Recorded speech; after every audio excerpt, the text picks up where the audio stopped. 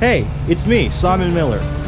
I'm from Mr. Hackett's Interactive Multimedia Production class, and today I'm in Walkersville, Maryland at the Walkersville Southern Railroad. I volunteer here. Alright, so today is training day. So this is when all the volunteers come together and they go through a class to train for trains. Alright, so we're going into the museum here. This is usually where we start the training.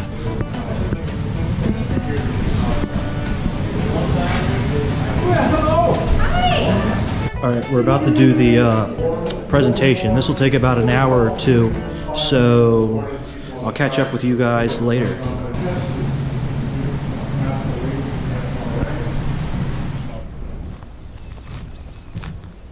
So we just got out of training over in the museum. So I wanted to give you guys a little bit about the Walkersville Southern Railroad before we get into the hands-on training. So the Walkersville Southern Railroad is a tourist railroad that you can ride the train and see the scenery. You can go over the Monocacy River Bridge and see a bunch of the farmland. You can also take specialty trains such as the bunny trains and the Santa trains that run every year in December. Walkersville Southern also does dinner trains, and you get to ride the train in the evening. It's a very romantic experience, and you get to eat dinner on the train just like people did hundreds of years ago. So come on out. It's only 2 hours from Queen Anne's County. It's a fun day out for everybody. After the general presentation and lunch begins everybody's favorite part of the day. Well, lunch might be some people's favorite. Anyway, the hands-on portion. Here, everybody breaks up into groups depending on their position in the railroad. Brakeman, where I am, is the first position. After a year of brakeman, you become a fireman. And finally, after at least 2 years of being fireman, you can become the elusive engineer. Alright, so one of the first things we usually learn is switches. So take a listen of this volunteer explaining switches. My boot's not going to help, it's going to hurt. So, first method is to grab this guy right here. You can watch the movement happening. Bring her right down, and then seat her. And you'll notice I gave it a good shove there at the end to seat it. That's one way to do it. When I'm done and the switch is thrown, I'm going to take a look. I'm going to make sure that I'm clear actually on the side that I wanted to have gap, and that I've got a good closure here, and we're in good shape. Now, switches allow for the trains to switch tracks, and since we needed locomotives to perform the training, another switch needed to be thrown to allow the engines to come out of the engine house. So I stepped in and threw the switch. Ooh. Still stuck. Go ahead. There you go. See, notice how he kept his foot on there and he pushed until that thing settled. It's okay to do that.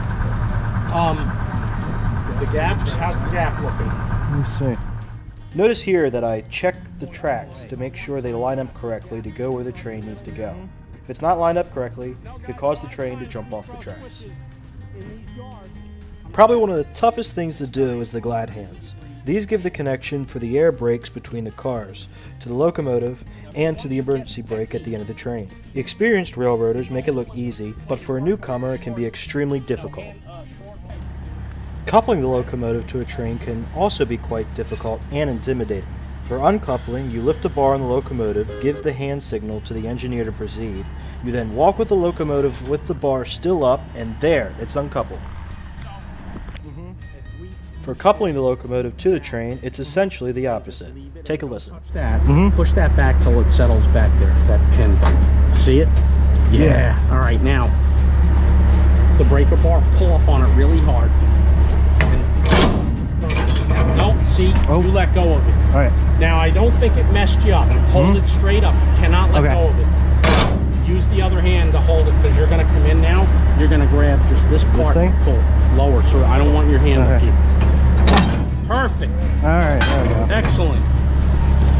Alright, now we're going to have him reverse. And then as he's coming back, remember to keep, when you do the arm distance. The arm distance allows for the engineer to know his distance between the locomotive and the coupler. Remember to the arms have to face him so you can see the arms. Some of you guys are going off to the side a little. Dad included.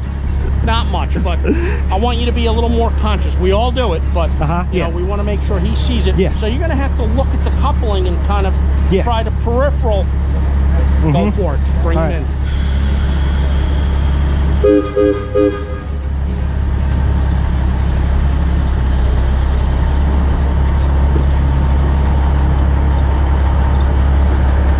Way out. He's still way out. Yeah. Bring it in. Start bringing it in. Watch the distance. Watch him. Yeah. Thing go down? Stretch. The stretch signal is just to tell the engineer to tug on the coupler to see if it's properly connected.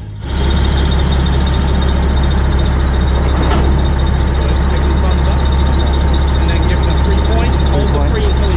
3-point protection is a signal to the engineer that tells him to apply a number of items in the cab so that the locomotive has multiple ways of being essentially stopped in its tracks.